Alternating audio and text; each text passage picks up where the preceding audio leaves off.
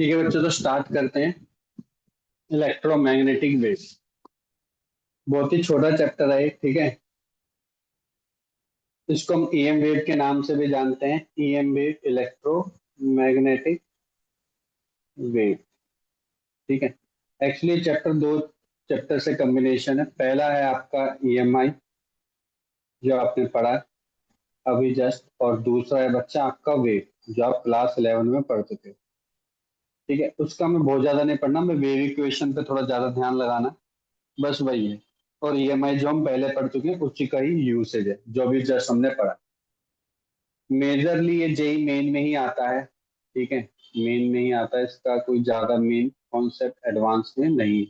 Main के ही किए उसका मतलब कि अगर हम अच्छे से फॉर्मूले भी पढ़ लेना, गिनती के बहुत ही कम फॉर्मूले हैं, उन्हीं के बेस पे आप क्वेश्चन लगा सकते हो, उन्हीं के बेस पर आप बच्चे क्वेश्चन लगा सकते हो। ठीक है, तो देखो, ईएम वेव, या फिर हम उसको क्या बोलते हैं बच्चों, इलेक्ट्रोमैग्नेटिक वेव। क्या बोलते हैं बच्चों उसको, इलेक्ट्रोमैग्नेटिक वेव।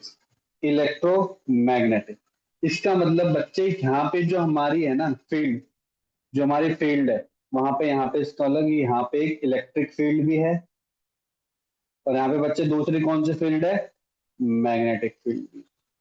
इलेक्ट्रिक फील्ड भी है एज वेल एज कौन से, मैग्नेटिक फील्ड। लेकिन यहाँ पे जो इलेक्ट्रिक फील्ड मैग्नेटिक फील्ड है ना बच्चों, वो टाइम वेरिंग होनी चाहिए। टाइम वेरिंग होनी चाहिए। सर ऐसा क्यों, वो भी मैं बताऊंगा।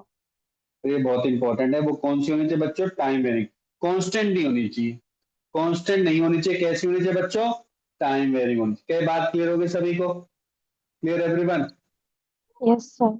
यस ठीक सर। है, दूसरा इंपॉर्टेंट बात है, ईएम वेव को ट्रेवल करने के लिए ना कोई मीडियम की जरूरत नहीं पड़ती। नो मीडियम इज रिक्वायर्ड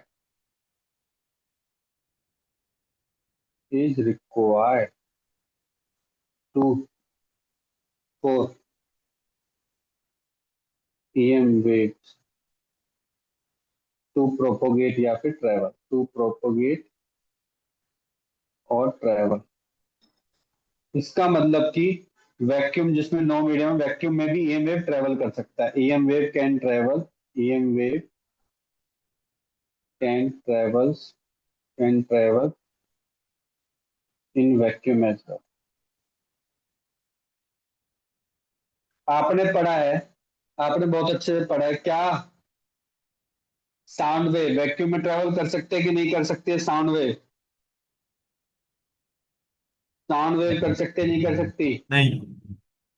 नहीं कर सकती। क्यों, क्योंकि वहां पे आपको याद हो मीडियम की जरूरत पड़ती है, हमने पढ़ा था उस केस में, पढ़ा था नहीं पढ़ा था बच्चों, यस और नो, यस सर। है ना। ठीक है बच्चों, अब हमारी वेव कैसी होती है, इलेक्ट्रोमैग्नेटिक वेव। जैसे कि बहुत ही सिंपल एग्जांपल है, लाइट हमारी इलेक्ट्रोमैग्नेटिक वेव है। लाइट के अंदर ईएम और मैग्नेटिक दोनों की। आपकी एक्स रेज, गामा रेज, ठीक है, जितनी रेडिएशन होती है, माइक्रोवेव्स, पहले हम यूज करते थे इंफ्रारेड, ये हम पढ़ेंगे। ठीक है, ये सारी की सारी आपकी आपकी बच्चों इलेक्ट्रोमैग्नेटिक वेव्स, सारी की सारी इलेक्ट्रोमैग्नेटिक वेव्स। ठीक है, सारी की सारी इलेक्ट्रोमैग्नेटिक वेव। अब ये जो इलेक्ट्रोमैग्नेटिक वेव है, मैंने बोला वैक्यूम में ट्रेवल करते हैं, तो इसकी मैक्सिमम स्पीड क्या होती है, आपको पता है लाइट की स्पीड कितनी होती है बच्चों, 3 × 10⁻⁸मीटर पर सेकेंड। तो हमारी ईएम वेव की स्पीड भी यही रहती है। आप बोलोगे लाइट की स्पीड रहती है, लाइट खुद ईएम वेव है, तो ईएम वेव की स्पीड भी बच्चों यही रहती है। क्लियर हो गया, क्लियर हो गया, यस और नो। Yes yes. सर। ठीक है, आगे बढ़े अब, लिख लिया सभी ने।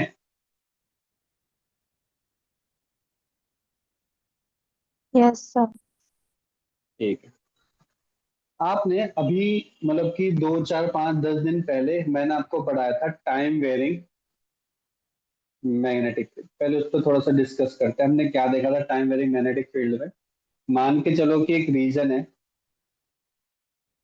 सर्कुलर रीजन ले लिया, उसमें जो मेरी फील्ड है वो टाइम वेरिंग है।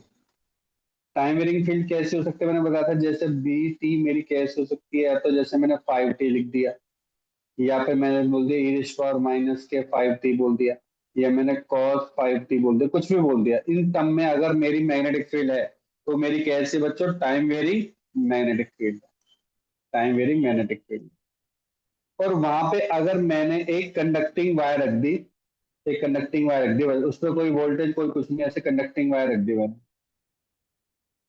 तो देखा गया कि आपको पता है यहाँ पे एरिया है और यहाँ पे फ्लक्स भी चेंज हो रही है, तो यहाँ पे एक ईएमएफ जनरेट होगी कि नहीं होगी बच्चों, आपको पता है ईएमएफ जनरेट होगी, तो यहाँ पे क्या होगा, करंट फ्लो होगा, और जो इलेक्ट्रॉन होंगे वो अपोजिट डायरेक्शन में फ्लो करेंगे। इलेक्ट्रॉन हमने सब पढ़ा हुआ, मैं दोबारा रिवीजन कर रहा हूँ, इलेक्ट्रॉन अपोजिट डायरेक्शन फ्लो करते हैं, और उसके अपोजिट डायरेक्शन में क्या होता है बच्चों, करंट फ्लो करता है।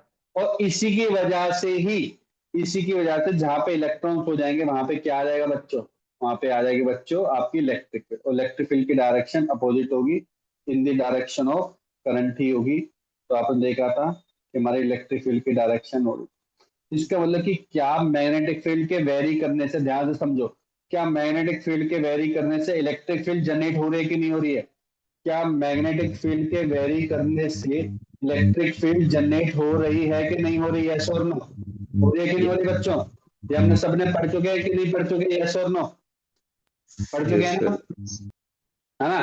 कैसे पढ़ चुके हैं देखो, अगर अब मैं थोड़ा सा लेसन भी याद करने की कोशिश करूं, तो मैंने पढ़ा था E is equal to minus के D phi by D T, और जहां पे फाई किसके बराबर था बच्चों, फाई फाई किसके बराबर था, यहाँ पे फाई था sir A into beta with time T, ठीक है, जिसमें आपने ए बाहर ले लिया था और D beta with respect to time T के साथ डिफरेंशिएट करेंगे तो ईएमएफ बन जाएगा।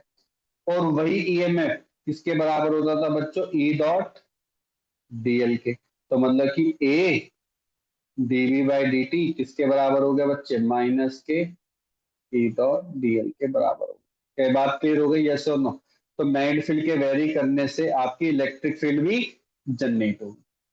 समझ में आ गया सभी को, यस और नो, यस और नो। तो Yes, एक sir. पॉइंट लिख लो यहाँ पे, पॉइंट लिख लो, time varying magnetic field will induce electric field, time varying, time varying magnetic field will induce electric field, time varying magnetic field will induce electric field।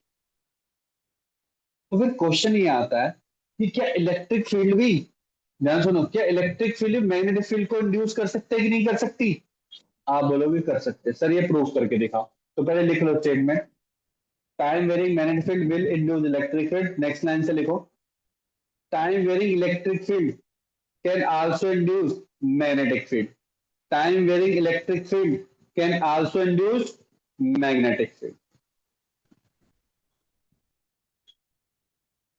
कैसे वो देखते हैं,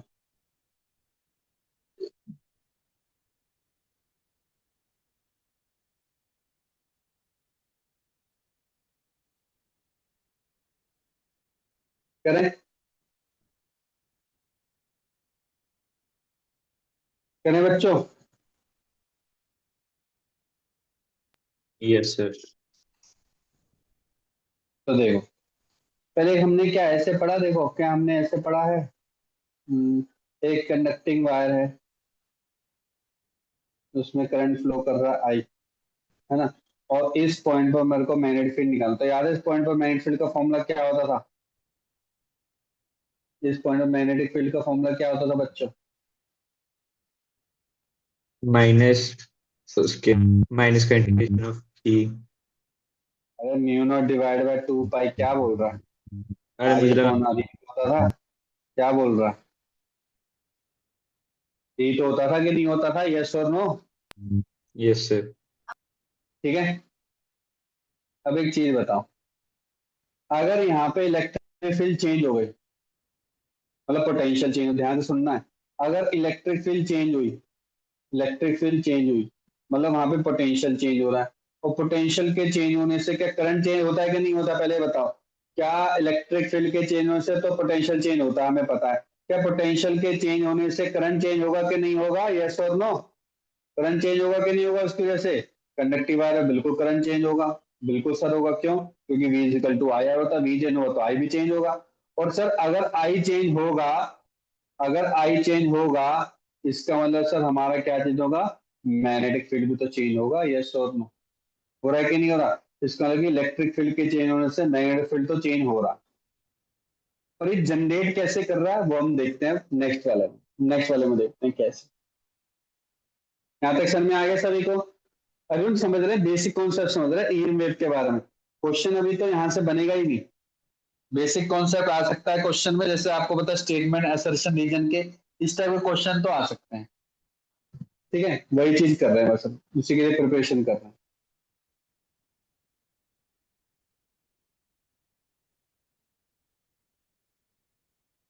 ठीक है, आगे बढ़े बच्चों, हो गया यहाँ तक? Yes, sir. एक चीज बताओ, क्या हमने ऐसा कुछ कॉन्सेप्ट पढ़ा है कि मान के चलो कि एक पैरेलल प्लेट कैपेसिटर है,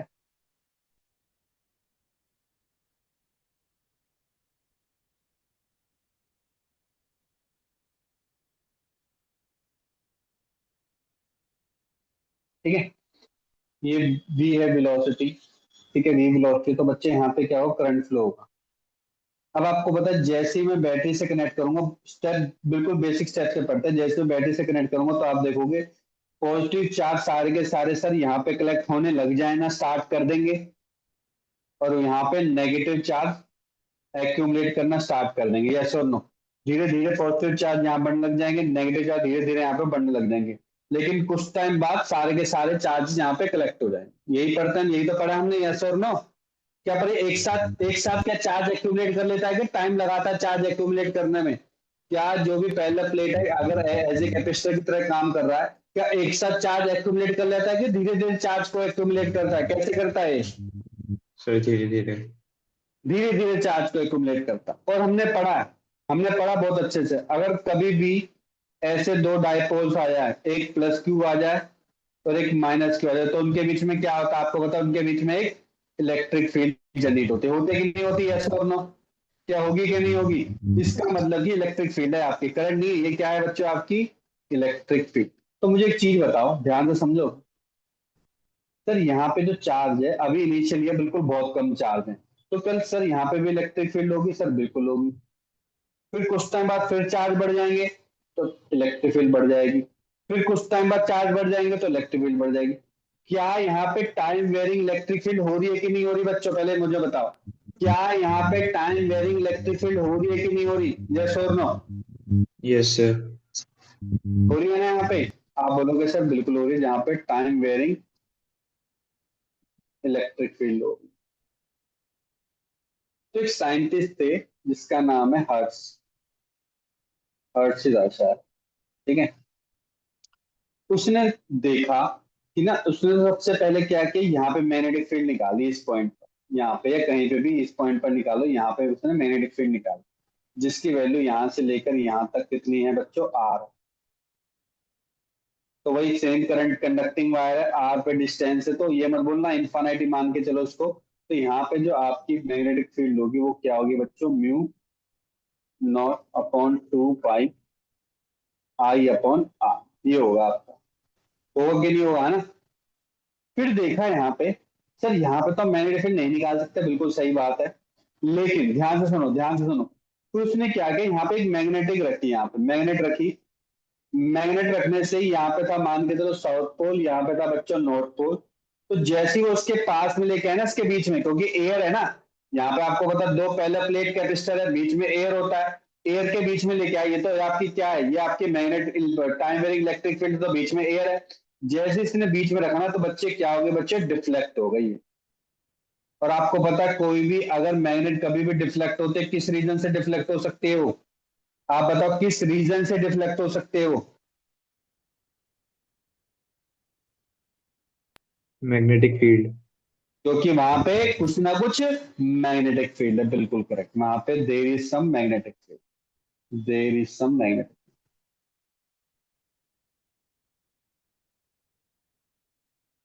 सर यहाँ पे क्यों नहीं हो सकती बच्चों? एयर है, एयर की वजह से कोई करंट तो होगा नहीं, करंट नहीं होगा तो सर यहाँ पे कैसे मैग्नेटिक फील्ड प्रोड्यूस होगी? करंट की वजह से तो नहीं हो रही है, तो सर किसकी वजह से हो रही है? वो हो रही है बच्चों टाइम वेरिंग इलेक्ट्रिक फील्ड की वजह से हो रही है। क्योंकि जब यहाँ पे आपकी स्विच ऑफ था, ठीक है। तो यहाँ पे अगर मैं मैग्नेट लगा रहा था तो डिफ्लेक्शन नहीं हो रहा था, लेकिन जैसे मैंने बैटरी लगाई तो यहाँ पे क्या होगा बच्चों, चार्ज एक्यूमुलेट होने लगे। चार्ज एक्यूमुलेटेड होने के कारण यहाँ पे क्या होने लग गया बच्चों, यहाँ पे आपका डायपोल बनने लग गया, और डायपोल बनने की वजह से यहाँ पे क्या होगा बच्चों, time varying electric field generate होने लगी।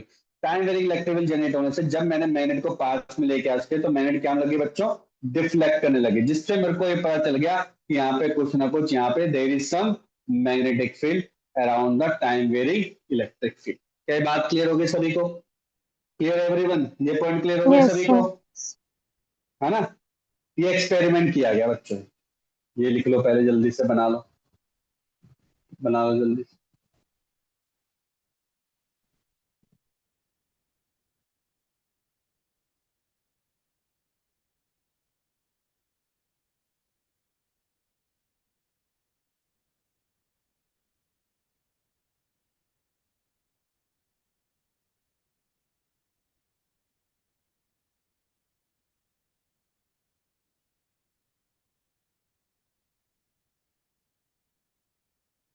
बना लिया बच्चों?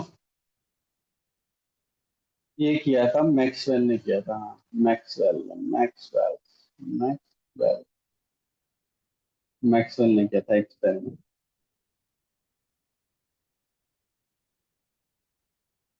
बना लिया डायग्राम? अच्छे से बनाया कि नहीं बनाया? बना लिया सर. Yes, बना sir. लिया, ठीक है।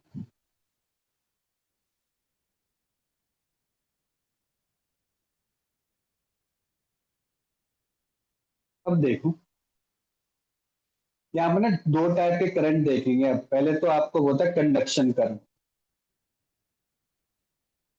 कंडक्शन करंट, कंडक्शन करंट क्या होता है बच्चों, नॉर्मल करंट होता है, ठीक है, जिसको हम आईसी से प्रेजेंट करते हैं, जो क्या होता है D Q divide by D T, आपको पता है। Rate of flow of charge career को ही हम क्या बोलते हैं बच्चों, करंट बोलते हैं, लेकिन यहाँ पे कंडक्शन करंट के नाम से बोलते हैं। क्या बोलते हैं उसको? Conduction current. लिख लो definition, rate of flow of charge, rate of flow of charge carrier, ये हो गया आपके कंडक्शन करंट। अब एक चीज देखी गई, अब दोबारा मैं वापस जा रहा हूँ, देखो उसी पॉइंट पर। सर एक चीज बताओ, यहाँ पे तो चलो करंट था, इस रीजन में, ये जो वायर का रीजन है इसमें करंट था, तो मैं बोल सकता हूँ यहाँ पे आपकी मैग्नेटिक फील्ड तो प्रेजेंट होगी ही होगी। सर यहाँ पे तो करंट ही नहीं, क्योंकि तो एयर गैप है, यहाँ पे तो टाइम वेरिंग इलेक्ट्रिक फील्ड है, तो यहाँ पे मैग्नेटिक फील्ड क्यों है? यहाँ पे मैग्नेटिक फील्ड क्यों है? तो मैक्सवेल ने बोला कि देखो, जितना अभी तक हमने पढ़ा है, जितना हमने ईएमआई में पढ़ लिया, हमने इलेक्ट्रिक फील्ड भी पढ़ लिया, कितना कुछ पढ़ लिया, मैग्नेटिक फील्ड पढ़ लिया, कितना टाइम लगा दिया हमने, कम से कम 1.5 से 2 महीने हमने इसी में पढ़ते गए। कहीं पे भी हमने ऐसा नहीं बोला कि मैग्नेटिक फील्ड जनरेट हो रही विदाउट करंट। हर जगह हमने करंट को लेके आए ही आए हैं कहीं ना कहीं, जिसकी वजह से मैग्नेटिक फील्ड प्रोड्यूस हो रही है। तो मैक्सवेल ने बोला कि इसका मतलब कि कुछ ना कुछ तो यहाँ पे करंट है, लेकिन यहाँ पे करंट एक्चुअल करंट नहीं है यहाँ पे बच्चों, यहाँ पे नकली करंट है, और नकली करंट को बोला गया सूडो करंट। क्या बोला गया बच्चों? यहाँ पे एक तरीके का सूडो करंट है, क्योंकि देखो बीच में तो एयर गैप है, एयर में तो करंट हो नहीं सकता, तो उसने बोला कि कहीं ना कहीं यहाँ पे एक सूडो करंट है, और उस सूडो करंट को नाम दिया गया बच्चों, उस सूडो करंट का नाम दिया गया डिस्प्लेसमेंट करंट। डिस्प्लेसमेंट करंट दिया गया, डिस्प्लेसमेंट करंट। अब लिखो डिस्प्लेसमेंट करंट, जिसको हम आईडी से रिप्रेजेंट करते हैं, डिस्प्लेसमेंट।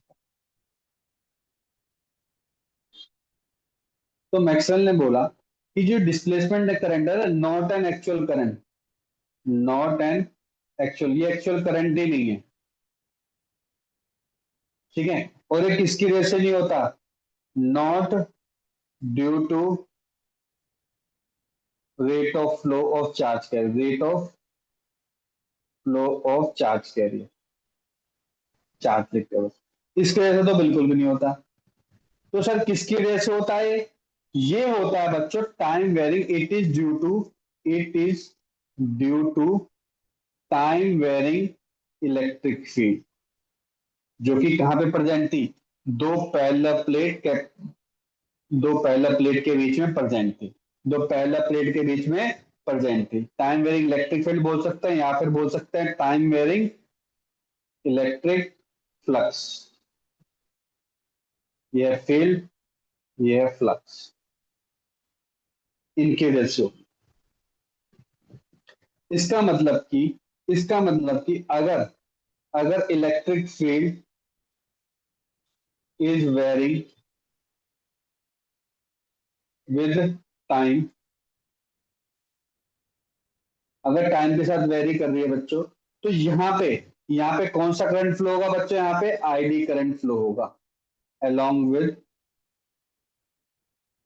With IC. आईसी भी हो सकता है, लेकिन आईसी होगा पहले और आईडी होगा बीच में। तो यहाँ पे इलेक्ट्रिक फील्ड होगा जो कि वेरी करेगा टाइम के साथ। तो यहीं पे ही that that invalidate Ampere's law. Ampere's law, अब ये एम्पियर्स लॉ क्या है वो देखते हैं। ये पॉइंट लिख लिया सभी ने? ये पॉइंट लिख लिया सभी ने? यस और no? Yes sir. Yes, sir. आपने गॉस लॉ पढ़ा है? सभी ने गॉस लॉ पढ़ा है? हमने सभी ने गॉस लॉ पढ़ा इलेक्ट्रिक फील्ड में, हमने गॉस लॉ में पढ़ा था। गॉस लॉ में हमने क्या देखा था बच्चों? हमने देखा था कि जो टोटल फ्लक्स होता है, जो टोटल फ्लक्स होता है हमारा, ठीक है, टोटल फ्लक्स होता है हमारा, क्या पढ़ा था हमने? टोटल जो इलेक्ट्रिक फील्ड होते हैं इन रीजन, ठीक है, that will be equal to total charge enclosed divide by epsilon. ये हमने पढ़ा है ना, याद है वाला फॉर्मूला? ये हमने पढ़ा था गॉस लॉ, पढ़ा था नहीं पढ़ा था? याद है सभी को?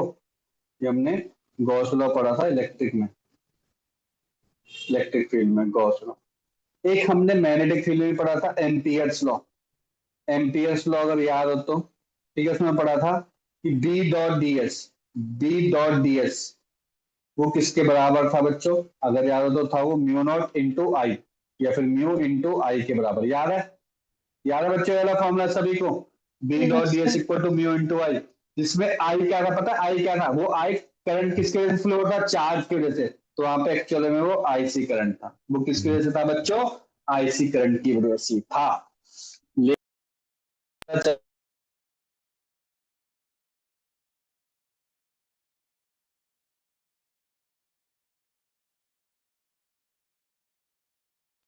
तो आपकी आवाज नहीं आ रही।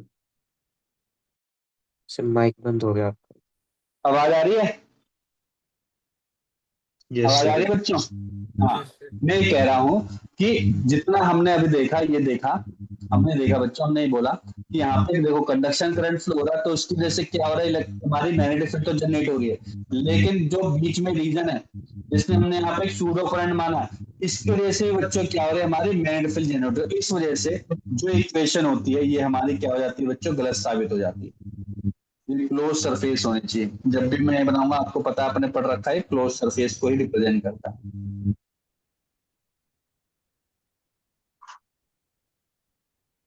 तो ये इक्वेशन हमारी गलत हो जाती है। तो उसको मैक्सवेल ने अपडेट किया था, उसको वैलिडेट किया था लाइक दिस। तो हमारी इक्वेशन बनी थी final I dot S equal to I C current plus I D current. ये बन जाता आपका फाइनल इक्वेशन। तो अपडेट हुआ था, ये मैक्सवेल ने बताया था बस। इसको पता है क्या बोलते हैं? इसको बोलते हैं मैक्सवेल एम्पियर्स लॉ। क्या बोलते हैं बच्चों? इसको बोलता क्या? केवल इसको बोलता है एम्पियर्स लॉ। इसको क्या बोलता है बच्चों? मैक्सवेल, क्योंकि मैक्सवेल ने अपडेट किया है। मैक्सवेल नोट नहीं आएगा? एम्पियर्स लॉ है। न्यू नोट नहीं आएगा इसमें? सॉरी सॉरी सॉरी, हाँ, अरे म्यू नॉट तो आएगा, ये म्यू आएगा ना। म्यू लेके चला करो, क्योंकि यहाँ पर लेटिव का भी, लेटिव परमेबिलिटी का भी कॉन्सेप्ट आ सकता है ना, तो म्यू लेके चला करो। ठीक है, क्लियर हो गया बच्चों? यस और नो? Yes, sir. सभी को क्लियर हो गया? Yes sir. Yes sir. और आपको पता मैग्नेटिक फील्ड इनटू एरिया क्या होता है? यही आपका टोटल, यही क्या होता है बच्चा? आपका मैग्नेटिक फ्लक्स होता है। और ये क्या होता है बच्चा? आपका इलेक्ट्रिक फ्लक्स होता है। याद है? इसको हम इलेक्ट्रिक फ्लक्स बोलते हैं, इसको मैग्नेटिक फ्लक्स बोलते हैं। जैसे आपने पढ़ा ना phi equal to B A, यहाँ पे B dot D S. B dot D S क्यों लेते हैं? जब मेरी मैग्नेटिक फील्ड नॉन यूनिफॉर्म होती है। बी ए तब लेता है जब मेरी मैग्नेटिक फील्ड यूनिफॉर्म होती है। तो बस लिख लिया सभी ने? तो इस तरीके से इस तरीके से मैक्सवेल ने क्या किया बच्चों, उसको अपडेट कर दिया, इस इक्वेशन को वैलिडेट किया डिफरेंट तरीके से। यहाँ पे बोला कि केवल आईसी करंट नहीं होगा, यहाँ पे कौन सा करंट होगा बच्चों, आईडी करंट भी होगा। क्यों हो रहा है आईडी करंट, क्यों हो रहा है बच्चों आईडी करंट, क्यों आ रहा है यहाँ पे, बट रीजन बिहाइंड ऑफ, क्योंकि Yes, यहाँ sir. पे क्या है बच्चों, टाइम वेरिंग इलेक्ट्रिक फील्ड है, और उसी की वजह से क्या जनरेट हो रही है, मैग्नेटिक फील्ड जनरेट हो रही है। समझ में आ गया, क्या ये बात सबको क्लियर हो गई, यस और नो, Yes, sir. क्लियर हुआ कि नहीं हुआ, बिल्कुल क्लियर हो गया, वेरी गुड, बहुत ही बढ़िया। चल आगे बढ़े। तो यहाँ पे फिर सर इसकी इक्वेशन क्या है, आईडी की इक्वेशन कैसे दे सकते हैं, ध्यान से देखो। अब यहाँ से फॉर्मूला दे देखो, एक फॉर्मूला तो हमारे पास आ गया, ये है इंपॉर्टेंट फॉर्मूला, पर इसको बाद में देखेंगे। आईडी करंट की इक्वेशन क्या हो सकती है सर, आईडी करंट की देखो, हमारा नॉर्मल जो करंट होता है, नॉर्मल करंट क्या होता है बच्चों, अभी हमने पढ़ा था D Q divide by D T होता है, यस और नो, है ना। और जो आईडी करंट होता है ये होता है, लिख लो ये किसकी वजह से होता है, ये होता है due to rate of flow of charge, लिखो यहाँ पे rate of flow of charge, ऐसे लिखो, rate of flow of charge, लिख लिया।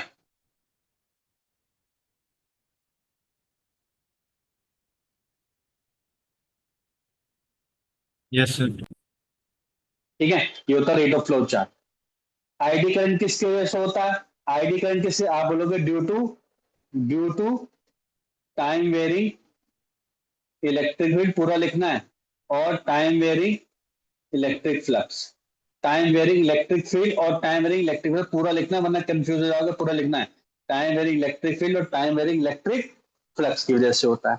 ठीक है सर, मैं इसमें से कुछ रिलेशन निकाल सकता हूँ, निकाल सकते हैं सर। देखो अभी हमने पढ़ा है, अभी हमने एक रिलेशन पढ़ा था, ये वाला, यहाँ पे आईडी लिखना, अब लिखना सर, हमने एक रिलेशन पढ़ा है, phi E equal to E dot D S equal to total charge enclose divide by epsilon. तो सर मैं क्यू की वैल्यू निकाल सकता हूँ क्या, एप्सिलॉन इनटू फाई ई, बिल्कुल निकाल सकते हैं, क्योंकि ये इलेक्ट्रिक फील्ड की वजह से हो रहा है या फिर इलेक्ट्रिक फ्लक्स की वजह से हो रहा है जो कि टाइम वेरिंग है। तो क्यू की जगह में क्या पुट कर दूंगा यहाँ पे, क्यू की जगह में पुट कर दूंगा बच्चे यहाँ पे एप्सिलॉन इनटू फाई, कोई दिक्कत तो नहीं है इस ऊपर वाली इक्वेशन में, ठीक है। और फाइव में भाग ले लिया, और आपको पता है मेरी टाइम वेरिंग है फ्लक्स, तो मेरी ये इक्वेशन बन गई। तो इसका मतलब कि मेरा जो आईडी करंट होता है वो ये करंट होता है। क्लियर हो गया, क्या यहाँ से बात क्लियर होगी बच्चे, यस और नो।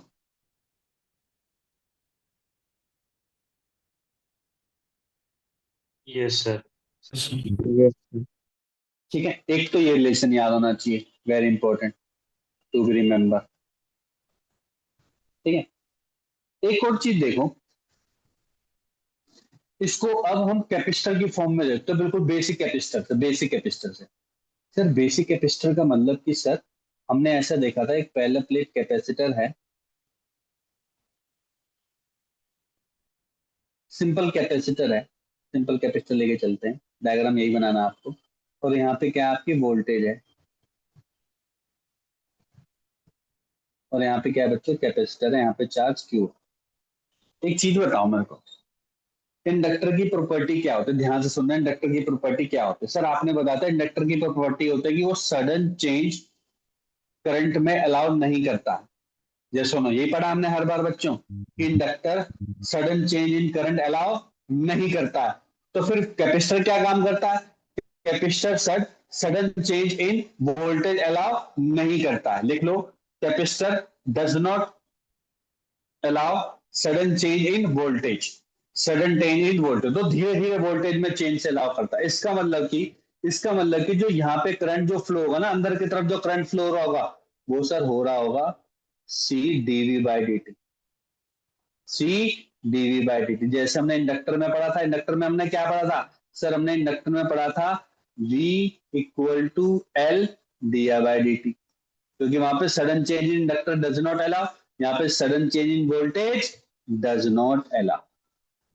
क्यों, क्योंकि सर अगर इसने अलाउ कर दिया ना, तो यहाँ पे इसका मतलब सर ये हो जाएगा डीवी बाई डी टी, और अगर सडन चेंज अलाउ कर दो तो डीवी बन जाएगा जीरो, डीवी जीरो बन गया तो कैपेसिटर हो जाएगा इन्फिनाइट, और कभी भी कैपेसिटर इन्फिनाइट नहीं हो सकता है। ये बात क्लियर हो गई? क्या हमने सेम केस इंडक्टर में भी पढ़ा था? ये सेम केस हो गया बच्चों कैपेसिटर। तो हमारी आईडी का एक और फॉर्मूला बन गया, क्योंकि यही आईडी का फॉर्मूला है, तो हमारा एक डिस्प्लेसमेंट करंट का एक और फॉर्मूला बन गया बच्चों, सी डीवी बाय डी। याद रखोगे? दोनों फॉर्मूले याद रखोगे? ऐसे इन पे क्वेश्चन आ रखे हैं, बिल्कुल डिट्टो सेम क्वेश्चन, पर 2025 में तो इसी पे याद रखा है। क्लियर हो गया सभी को? यस और नो? तुम्हारे डिस्प्लेसमेंट के दो हो गए बच्चों, epsilon D phi divide by D T और C DV by D T, जिसमें फाई क्या है आपका? Electric flux.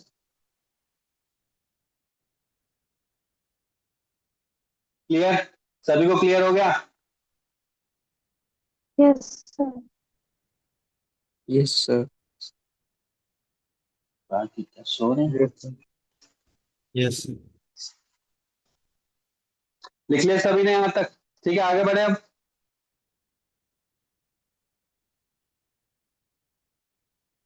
ठीक है, तो इस पे क्वेश्चन लगाते हैं। देखो थोड़ा सा मान के चलो,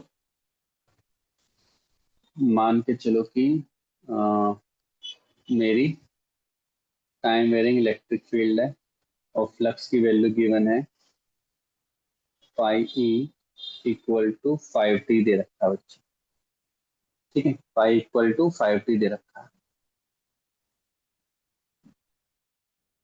ठीक है, तुम्हें को क्या निकालना बच्चों? डिस्प्लेसमेंट करंट निकालना। सोचो एयर में बात चल रही है, एयर में, एयर फील्ड में डिस्प्लेसमेंट करंट की बात चल रही है। डिस्प्लेसमेंट करंट का भी आपने फॉर्मूला पता है, एप्सिलॉन और D phi E divide by D T.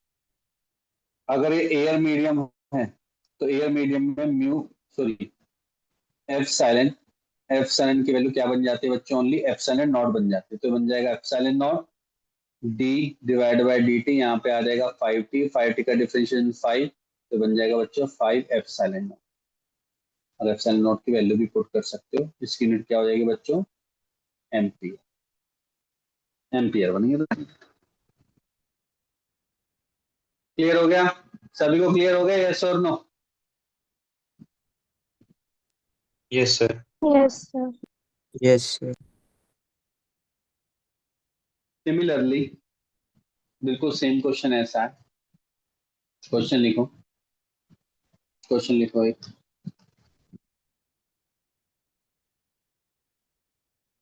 If a parallel plate capacitor, if the parallel plate capacitor has capacitance 60 microfarad, if a parallel plate capacitor has capacitance 60 microfarad,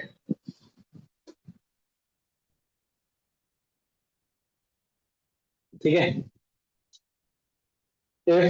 if voltage is increasing, if voltage is increasing at rate 5 volt per second, if voltage is increasing at rate 5 volt per second, then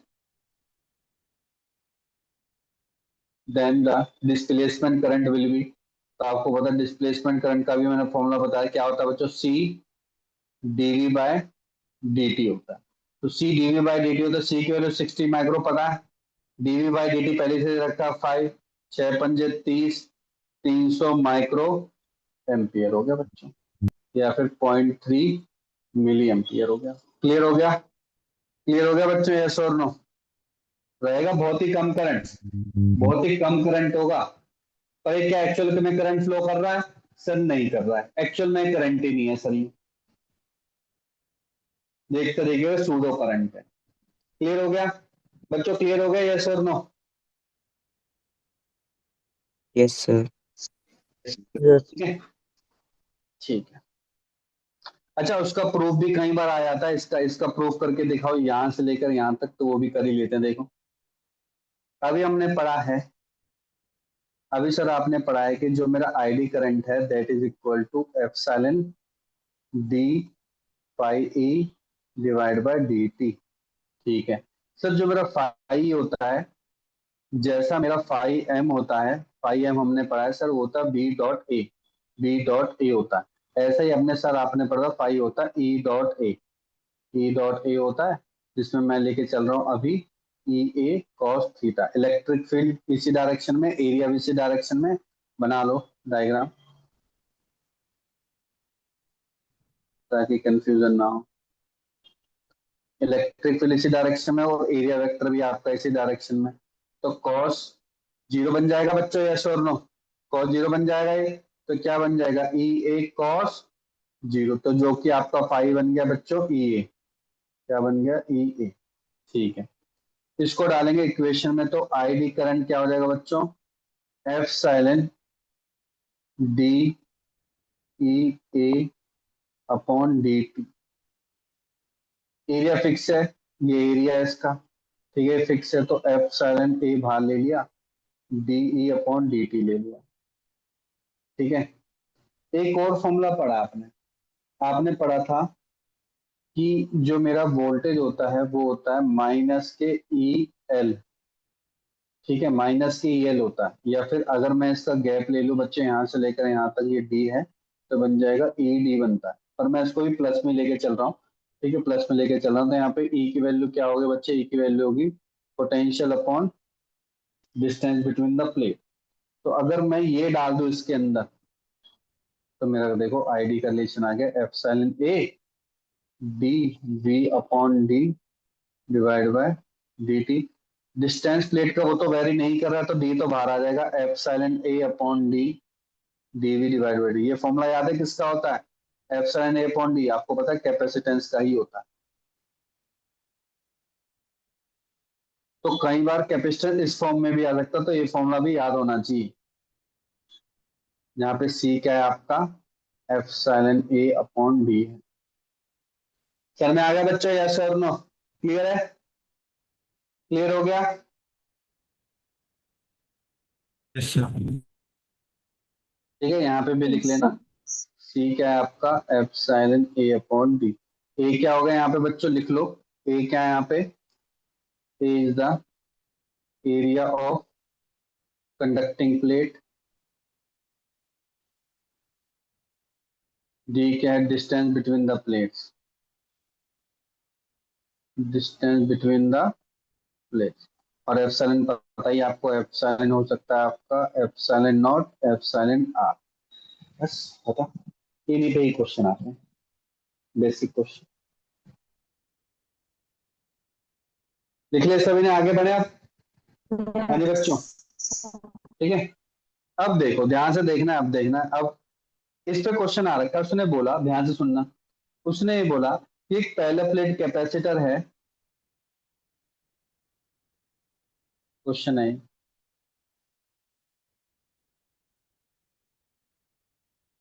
साथ साथ बना लो मेरे, ठीक है। इस capacitor के and से मैंने बैटरी को कनेक्ट किया, और इस बैटरी की वजह से कंडक्शन करंट फ्लो होने लग गया, कंडक्शन करंट फ्लो होने लग गया यहाँ पे, ठीक है। ये बैटरी मेरी, कंडक्शन करंट फ्लो हो रहा है, कंडक्शन करंट फ्लो हो रहा है, तो डेफिनेटली यहाँ पे बच्चों आपको प्लस क्यू चार्ज आएगा, यहाँ पे बच्चे माइनस क्यू चार्ज एक्यूमुलेट होने लग जाएगा, और उसकी वजह से यहाँ पे क्या होने लग जाएगा बच्चों? एक time varying electric field generate होने लग जाएगा, ठीक है। लेकिन ध्यान से सुनो मैं क्या कह रहा हूँ। मैंने यहाँ पे एक स्मॉल रीजन लिया जो कि बिल्कुल पैरेलल है प्लेट्स की, लेकिन इसका यहाँ पे एरिया ए है, इसका एरिया ए है, लेकिन इसका एरिया बच्चों ए है, स्मॉल ए एरिया है, स्मॉल ए एरिया है। तो लिख लो, ऐसे लिखो, ऐसे लिखो, हाँ। A plate is inserted, a plate is inserted between the two parallel plates. A plate is inserted between the two parallel plates. A plate is inserted between the two parallel plates having area small a. Having area small a. What will be the displacement current in that region, in that plate? What will be the displacement current in that plate? बहुत simple है, देखो,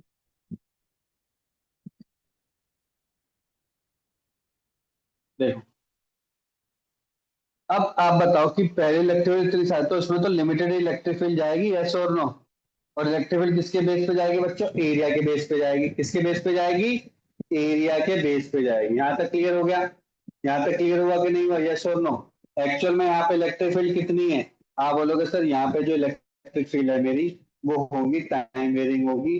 अगर मैं इसको लिख दूं electric field, तो electric field होनी चाहिए सर ई डॉट डीएस है ना, यहाँ पे डीएस क्या है? कांस्टेंट है। तो ई डॉट डीएस अभी आपने पढ़ा है सर, ई डॉट डीएस है वो कितना है? वो है फॉर्मूला क्या बताया था मैंने, क्यू अपॉन एप्सिलॉन। यहाँ पे डीएस क्या आपका एरिया बन गया, ये डी क्या बन गया? आपका एरिया बन गया। तो ई डॉट ए क्या बन गया बच्चों? क्यू अपॉन एप्सिलॉन बन गया। तो ई क्या बन गया मेरा? Electric field. इलेक्ट्रिक फील्ड बन गया क्यू अपॉन ए एप्सिलॉन। यहाँ तक कोई डाउट किसी को? यहाँ तक कोई डाउट है बच्चों? क्लियर है यहाँ तक? Yes, ठीक है। sir. लेकिन अगर मैं इस फील्ड के लिए लिखोगे for small conducting plate, for small conducting plate, phi E कितना हो जाएगा? आप बोलोगे सर फाई होता है ई डॉट ए। तो इलेक्ट्रिक फील्ड तो सेम है, लेकिन एरिया क्या है बच्चों? छोटा बन गया। एरिया क्या बन गया आपका? छोटा बन गया। और दोनों के बीच में क्या है बच्चों? कॉस जीरो एंगल है। तो बन गया क्यू ए एप्सिलॉन इनटू ए, ये बन गया आपका फाई। ये बन गया आपका फाई ई बन गया। अब आपको पता है कि हमारा जो डिस्प्लेसमेंट करंट होता है उसका फॉर्मूला होता है D phi E upon D T, और मेरे ख्याल से एप्सिलॉन बाहर आता है। ठीक है सर। तो ये क्या बन गया बच्चों? आपका बन जाएगा epsilon D upon D T, और यहाँ पे आ जाएगा Q A upon a epsilon. ठीक है। अब देखो इसमें क्या चीज वेरी कर रहा है टाइम के साथ? क्या चीज वेरी कर रहा है? चार्ज ही तो वेरी कर रहा है। क्योंकि देखो इलेक्ट्रिक फील्ड वेरी कर रहा है, चार्ज वेरी कर रहा है, तो चार्ज ही वेरी कर रहा है। चार्ज को रहने दो, बाकी सबको बाहर ले जाओ। तो क्या बन गया? Epsilon A upon a epsilon into में d q by d. Epsilon से एप्सिलॉन कैंसिल, तो मेरा जो डिस्प्लेसमेंट करंट है that will be equal to a upon capital A, और d q by D t क्या है बच्चों? आपका कंडक्शन करंट। ये रिलेशन आ गया आपका।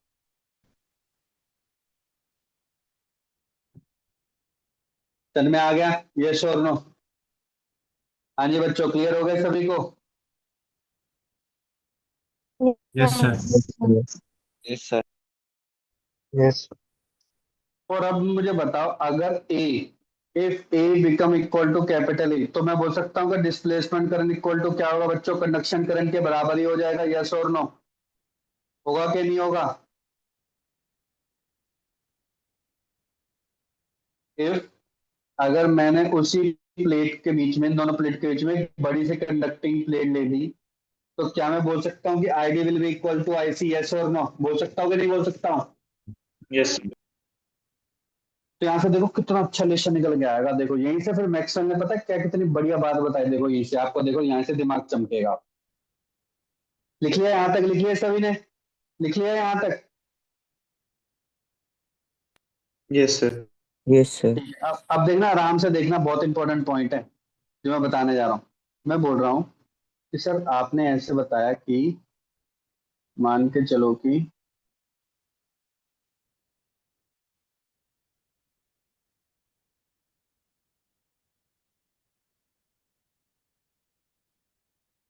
सर आपने बोला कि जो मेरा आईसी करंट है ना, आईसी करंट है वो एक तरीके का आईडी करंट है जो कि दो प्लेट के बीच में फ्लो कर रहा है, कि जो कि एक्चुअल करंट नहीं है। ठीक है, मैं मान के चल रहा, यही मेरा क्या है बच्चों? आईडी करंट है। थोड़ी देर के लिए मान के चल लेते हैं ये मेरा आईडी करंट है, तो आई इक्वल टू आईडी है। मैंने बोलता आईसी करंट तो एक्चुअल करंट है, मतलब कि इसका मतलब कि अगर मैं यहाँ पे एक पॉइंट ले लूं जिसका वैल्यू मैं यहाँ पे ले लूं आर, तो आपने बोला कि यहाँ पे जो मैग्नेटिक फील्ड होगी वो होगी बच्चे mu naught upon 2 pi I upon R. ठीक है, इस फील्ड में होगी ऐसे। ठीक है, ऐसे जा रही होगी। करंट होता है ना, आपने देखा ऐसे करंट होता तो ऐसे मैग्नेटिक फील्ड निकलती है, और आपने इसकी वैल्यू आप निकाल ही चुके, तो वही चीज में कॉन्सेप्ट बता। सर इसका मतलब कि ध्यान से देखो, इसका मतलब कि अगर सेम इसी के पैरेलल में एक पॉइंट मैंने यहाँ पे ले लिया, और आप बोल रहे हो कि sir I C equal to I D है, तो इसका मतलब कि सर जो जो यहाँ पे मैग्नेटिक फील्ड होगी, जो यहाँ पे मैग्नेटिक फील्ड, क्या वो सर सेम नहीं होगी? यस बच्चे बिल्कुल सेम होगी। इसका मतलब कि इस पूरी वायर में कहीं पे भी इस पॉइंट पर, इस पॉइंट पर, इस पॉइंट पर, इस पॉइंट पर, इस पॉइंट, इवन कैपेसिटर जहां पे एयर गैप है वहां पे भी आपकी जो मैग्नेटिक फील्ड की वैल्यू होगी वो क्या होगी बच्चों, वो आपकी कांस्टेंट होगी। क्लियर हो गई ये बात सर? कैसे प्रूफ हुई? हमने यहां से देखा कि यहाँ पे अगर मैं एक प्लेट इंसर्ट कर दूं जो कि एरिया दोनों का सेम आ जाए तो उस केस में आपका जो डिस्प्लेसमेंट करंट है that displacement current will become equal to conduction current. और उसी की वजह से अगर मैंने कंडक्शन करंट फ्लो हो रहा है तो उसकी वजह से मैग्नेटिक फील्ड भी क्या होगी बच्चों, सेम होगी। क्या ये बात क्लियर होगी कि नहीं हो गई? क्या ये बात सबको क्लियर हो गई? यस और no? Clear everyone? Yes, sir. Yes, Yes. sir. तो लिख लो ये पॉइंट, यहां तक बना लिया, एक बार बना लो। यहाँ पे लिख लो, यहाँ पे लिख लो B1, यहाँ पे लिख लो IC, यहाँ पे लिख लो ID, यहाँ पे लिख लो B2। आप लिखो since IC equal to ID है, then B1 will also become B2, then B1 will become also B2। that means magnetic field in the wire and between the parallel plate capacitor will be same। magnetic field in the wire and between the parallel plate capacitor will be same। ठीक है बच्चों, समझ में आ गया? समझ में आ गया सभी को? Yes, sir. ठीक है,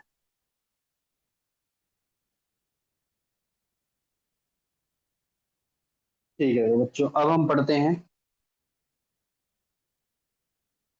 मैक्सवेल ईएम इक्वेशन। इस पे 4 इक्वेशन है, आपको पता होनी चाहिए। इस पर डायरेक्टली आ जाता है कि इन चारों इक्वेशन में कौन सी करेक्ट है कौन सी नहीं है। तो बहुत केयरफुली करना है। यहाँ पे केयरफुली क्यों करना है मैं बताऊंगा, क्या क्या चीजों का ध्यान रखना है। तो यहाँ लिख लो EM wave equation. EM wave equation बोलते हैं या फिर उसको बोलते हैं मैक्सवेल्स ईएम वेव इक्वेशन। ये आएंगे आपकी इंजीनियरिंग में बहुत आती है, मैंने तो पढ़ी है। ठीक है, मैक्सवेल ईएम वेव इक्वेशन, इससे पूरा एक सब्जेक्ट है। ठीक है, इसी की वजह से एंटीना फॉर्म होता है। इसी की वजह से ही एंटीना फॉर्म होता है। कैसे होता है अभी थोड़े टाइम बाद आप जानोगे। तो देखो, पहला आता है बच्चों, पहली इक्वेशन होती है। फर्स्ट पहले समझते हैं, मेरे साथ साथ लिखना सारी चीजें, फिर मैं सबको चारों के साथ कोलेट करके लिखूंगा, पहले समझ भी लो। पहला होता है, पहला मैक्सवेल इक्वेशन बताई उसने, गॉस लॉ ऑफ इलेक्ट्रोस्टैटिक। क्या बताई थी बच्चे उसने? Gauss law of electrostatic. वो तो अभी आपने पढ़ाई है, बिल्कुल पढ़ाई है। क्या पढ़ाई है मैंने? मैंने बोला कि एक कोई रीजन है, उस रीजन में मान के चलो Q1 चार्ज प्रेजेंट है, Q2 चार्ज प्रेजेंट है, Q3 चार्ज प्रेजेंट है, Q4 चार्ज प्रेजेंट है, Q5 चार्ज प्रेजेंट है। ठीक है, तो उस केस में आपने देखा था हमारा फाई ई क्या निकल के आता था सर? हमारा फाई निकल के आता था sir E dot D S equal to Q enclose, याद हो तो डिवाइड बाय एप्सिलॉन। और यहाँ पे क्यू इनक्लोज कितना उस एरिया में? आप बोलोगे सर क्यू इनक्लोज है Q1 plus Q2 plus Q3 divide by epsilon. बस खत्म, यही बोला था गॉस लॉ ने। क्लियर हो गया? क्लियर हुआ कि नहीं हुआ? यस और नो? Yes, sir. Yes. ये पहली है, बस इक्वेशन याद होनी चाहिए। सर गॉस लॉ ने जो इलेक्ट्रोस्टैटिक में बोला था, सर वही गॉस लॉ हम मैग्नेटिज्म में भी लगा सकते हैं क्या? बिल्कुल लगा सकते हैं। देखो सेकंड इक्वेशन आती है गॉस लॉ ऑफ मैग्नेटिज्म।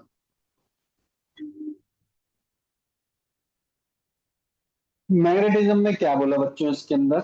इसने बोला कि जो मेरा फाई ई है, ध्यान से सुनना, फाई ई, फाई ई, ठीक है, सॉरी फाई बी आएगा ना, B magnetism, phi B.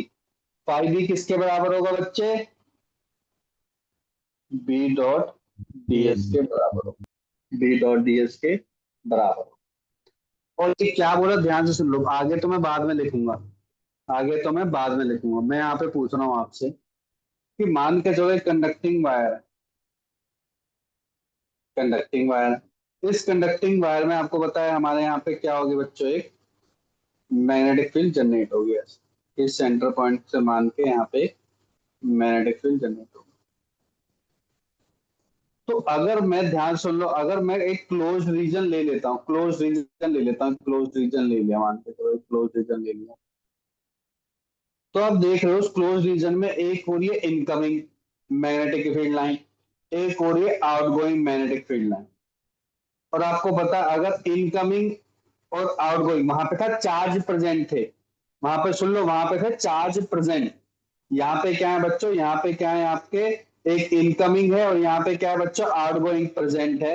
Incoming और आउटगोइंग प्रेजेंट होने की वजह से यहाँ पे जो आपका मैग्नेटिक फील्ड होगा, जो मैग्नेटिक फ्लक्स होगा, वो क्या बन जाएगा बच्चों, जीरो बन जाएगा, क्योंकि ये इनकमिंग है, इनकमिंग, और ये क्या है बच्चों, आउटगोइंग है। और इक्वल नंबर में भी देखो, दो अंदर आ रहे हैं और दो बाहर जा रहे हैं, तो जितने नंबर ऑफ इनकमिंग है उतना ही नंबर ऑफ आउटगोइंग है, और उसके वजह से दोनों क्या है, इक्वल, तो ये बन जाता है इक्वल टू जीरो, जीरो बन जाता है बच्चों, क्या बन जाता है, जीरो बन जाता है। जितने अंदर आ रहे हैं उतने ही क्या जा रहे हैं बच्चों, बाहर जा रहे हैं। क्या ये क्लोज सरफेस है, बिल्कुल क्लोज सरफेस है, तो क्लोज सरफेस में ही मेरी फाई भी जीरो होती है। अगर ये ओपन हो जाए ना बच्चों, हो जाए, ओपन की वजह से फाई भी मेरी जीरो नहीं होगी, लिख लो, इन ओपन सरफेस, फाई भी will not be equal to zero. इसका मतलब ध्यान से सुनो, इसका मतलब ये इक्वेशन कैसे बन जाएगी, ये इक्वेशन बन जाएगी बच्चों बी डॉट डी एल। यहाँ पे देखो मैंने ओपन क्लोज नहीं रखा, यहाँ पे क्लोज नहीं रखा, जब भी ये आता तो ये क्या बताता बच्चों, क्लोज सरफेस बोलता है इसको, क्लोज सरफेस, और इसको क्या बोलता है, close surface.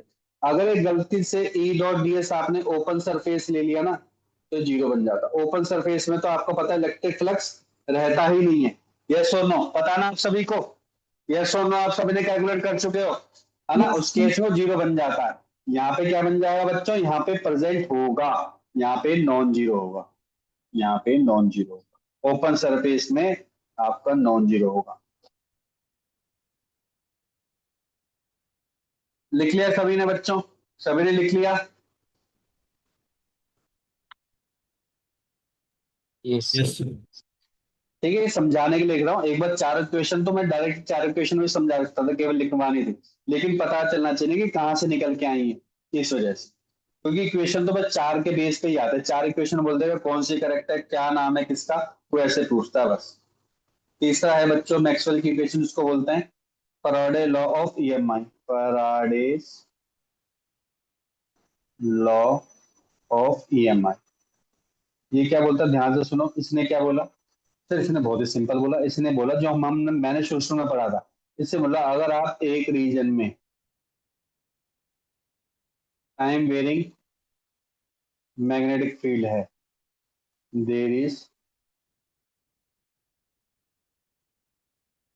Time varying magnetic field, तो क्या होता है वहां पे लवन्य, वहां पे क्या होता है, वहां पे इलेक्ट्रिक फील्ड इंड्यूस्ड होती है, एक इलेक्ट्रिक फील्ड इंड्यूस्ड होते हैं, इलेक्ट्रिक फील्ड की डायरेक्शन वही डायरेक्शन होती है जो करंट की डायरेक्शन होती है, जो करंट की डायरेक्शन होते हैं वही आपकी इलेक्ट्रिक फील्ड की डायरेक्शन होती है। पढ़ा है हमने अभी, अभी हमने जस्ट थोड़ी देर पहले ही पढ़ा था। इसका मतलब कि हमने पढ़ा हुआ है कि जो हमारा इंड्यूस्ड ईएमएफ होता है, इंड्यूस्ड ईएमएफ, पहले उसके बारे में जान लेते हैं। इंड्यूस्ड ईएमएफ क्या होता है, हमने पढ़ा था, इंड्यूस्ड ईएमएफ होता है माइनस के D phi B divide by D T, हमने पढ़ा, ठीक है। बी मतलब यहाँ पे क्या है, मैग्नेटिक फील्ड का फ्लक्स है, और जिसका फॉर्मूला हमने पढ़ा है क्या, फाइव भी हमने पढ़ा है क्या, फाइव भी हमने पढ़ा है, क्या पढ़ा है हमने,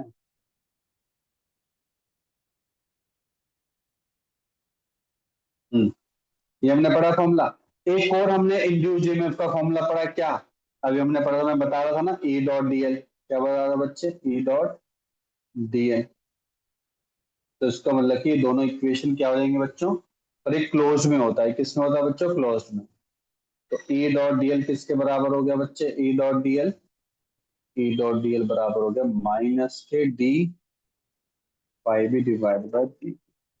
ये फाइव बी क्या है, चलिए फाइव बी वही है जो आपने पढ़ा है, बी ए कॉस थीटा। एन भी लगा सकते हो अगर नंबर ऑफ टर्न्स की बात करें, तो वही है ये फाइव बी जो हम पहले पढ़ चुके। क्लियर हो गया, ये आपकी थर्ड इक्वेशन, ये आपकी क्या है बच्चों, थर्ड इक्वेशन है। अगर यहाँ पे टाइम वेरिंग मैग्नेटिक फ्लक्स नहीं रहा तो जीरो बन जाएगा, तो यहाँ पे इलेक्ट्रिक फील्ड भी क्या हो जाएगी बच्चों, आपकी जीरो बन जाएगी। उस क्लोज एरिया में इलेक्ट्रिक फील्ड क्या बन जाएगी, जीरो, क्योंकि यहाँ पे क्या नहीं है, यहाँ पे टाइम वेरिंग मैग्नेटिक फ्लक्स ही नहीं है। तो टाइम वेरिंग फ्लक्स के नहीं होने की वजह से इलेक्ट्रिक फील्ड भी क्या बन जाएगी बच्चों, जीरो। तो हो गया प्रूफ। सर में आ गया सभी को, क्या ये कॉन्सेप्ट सर में आ गया, यस और नो। Yes, sir. तो ये आपकी थी बच्चों तीसरी इक्वेशन। चौथी इक्वेशन है, वो भी आप पढ़ चुके हो, उसको बोलते हैं मैक्सवेल एम्पियर्स लॉ। वो अभी मैंने बताई थी ना आपको, मैक्सवेल एम्पियर्स लॉ। उसमें क्या देखा था, जैसे करंट है, करंट फ्लो कर रहा है इसमें, ओपन प्लेट कैपेसिटर भी है, ठीक है।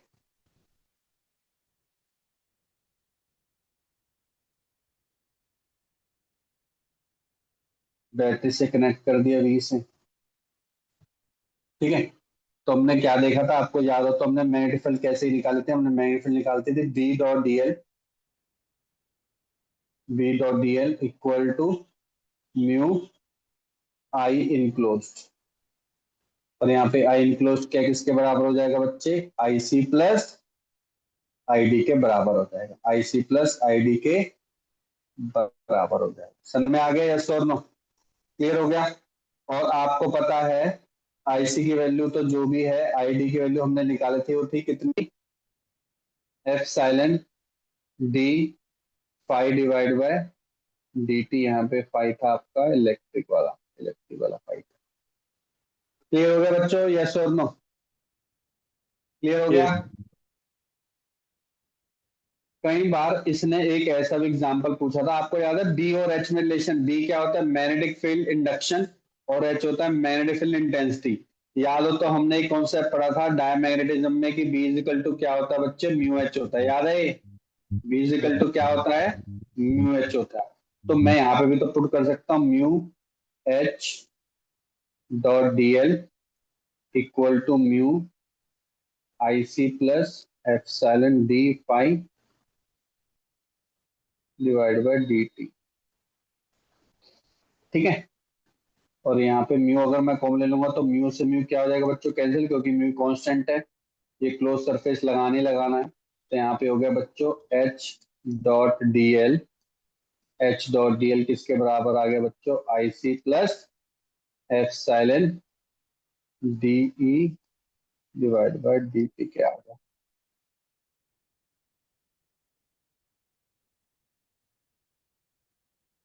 इसके बराबर आ गया।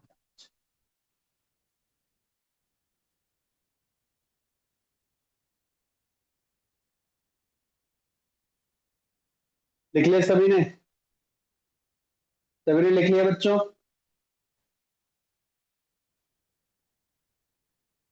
Yes, sir.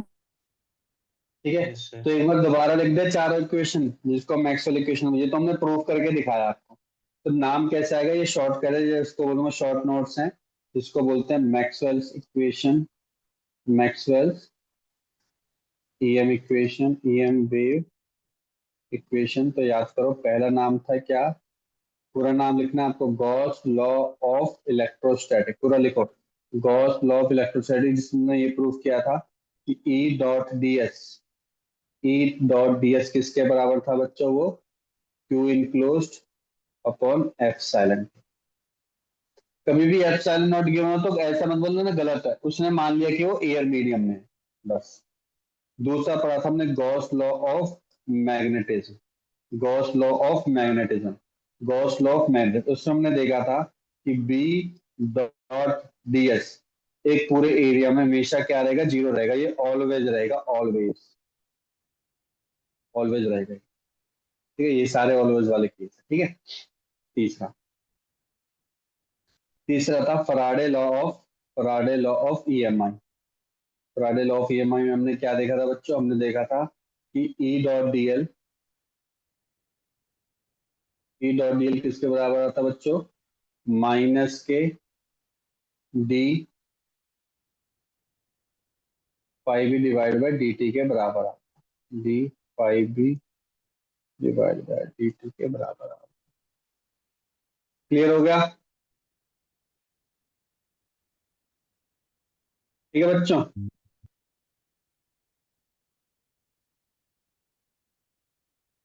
और चौथा था हमारा क्या? मैक्सवेल्स एम्पियर्स सर्कुलर लॉ बोलते हैं या फिर एम्पियर्स लॉ भी बोलते हैं। ये था हमारा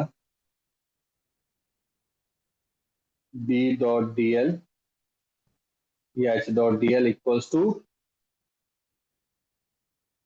mu bar I C epsilon bar D phi E divide by D T. ठीक है, ये दो इक्वेशन है जो मेजरली एएम वेव के लिए। सर कैसे? देखो कैसे। मैग्नेटिक फ्लक्स के टाइम वेरिंग मैग्नेटिक फ्लक्स है, टाइम वेरिंग मैग्नेटिक फ्लक्स की वजह से इलेक्ट्रिक फील्ड जनरेट हो रही है। टाइम वेरिंग मैग्नेटिक फ्लक्स की वजह से इलेक्ट्रिक फील्ड जनरेट हो रही है। टाइम वेरिंग इलेक्ट्रिक फ्लक्स की वजह से, टाइम वेरिंग इलेक्ट्रिक फ्लक्स की वजह से बच्चे क्या जनरेट हो रही है? आपकी मैग्नेटिक फील्ड जनरेट। समझ में आ गया? Magnetic field. समझ में आ गया बच्चों? तो ये इंटररिलेटेड क्वेश्चन है। Yes, इसका sir. मतलब कि जहां जहां पे इलेक्ट्रिक फील्ड जनरेट होगी उसके साथ साथ क्या जनरेट होती रहेगी बच्चों? साथ साथ मैग्नेटिक फील्ड भी जनरेट होने लगी। लेकिन ये कंडीशन होनी चाहिए कि दोनों की दोनों कैसी होनी चाहिए बच्चों? दोनों की दोनों, मैंने स्टार्टिंग में बिल्कुल स्टार्टिंग में, दोनों की दोनों कैसी होनी चाहिए? टाइम वेरिंग होनी चाहिए। ये तो बता देना स्टार्टिंग में, टाइम वेरिंग। अगर टाइम वेरिंग नहीं हुई तो क्या होगा बच्चों? 0-0 हो जाएंगे। क्लियर हो गया सभी को अच्छे से? अब clear this point? Yes, sir. ठीक है,